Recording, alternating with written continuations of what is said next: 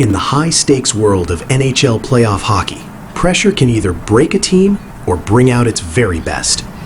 Right now, the Los Angeles Kings find themselves standing on the edge of elimination, staring down a daunting 3-0 series deficit against the powerhouse Colorado Avalanche.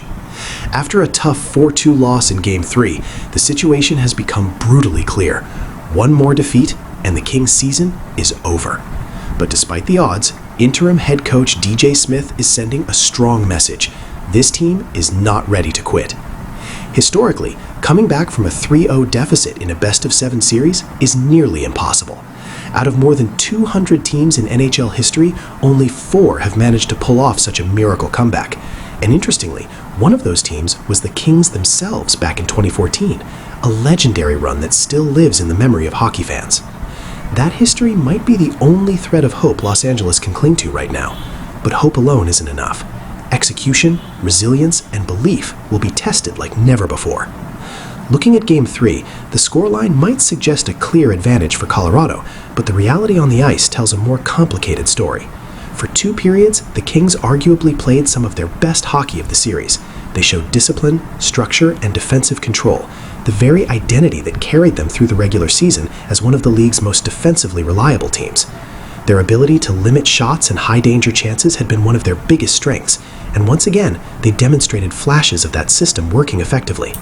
However, playoff hockey is not just about defense, it's about capitalizing on opportunities, and that's where the Avalanche have been superior. Colorado, led by captain Gabriel Landeskog, struck first, setting the tone early with a goal that forced the Kings to chase the game. Los Angeles responded with determination, as Trevor Moore managed to tie the game with a gritty deflection goal, giving fans a glimpse of hope. But that hope didn't last long. The Avalanche quickly regained control, with superstar defenseman Cale Makar delivering a crucial goal through heavy traffic, showcasing not only skill, but also the ability to perform under pressure. From that point on, Colorado's efficiency became the difference. They didn't need many chances, they simply made the most of the ones they had. As the game progressed into the third period, the Avalanche extended their lead thanks to Artturi Lehkonen, putting the Kings in an even deeper hole. To their credit, Los Angeles didn't back down. Adrian Kempe pulled one back late in the game, reigniting a flicker of hope. But in playoff hockey, time is the ultimate enemy, and an empty net goal from Brock Nelson sealed the victory for Colorado.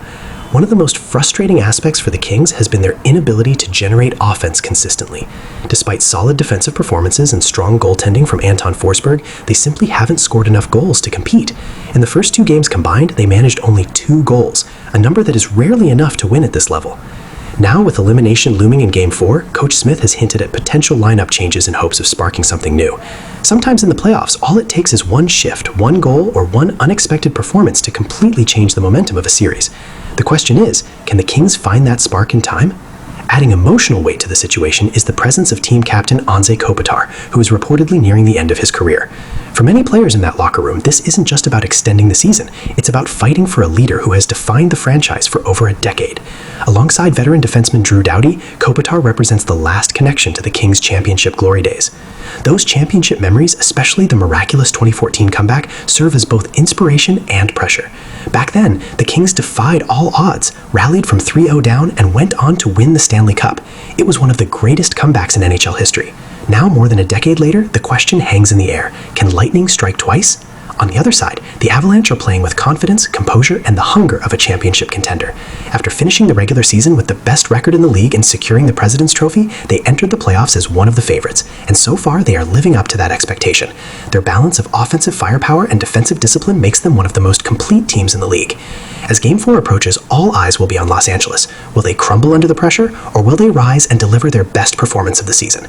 Coach Smith believes his team has one more fight left in them. He insists there's no quit in the locker room, that they will show up, play with structure, and give everything they have for 60 full minutes.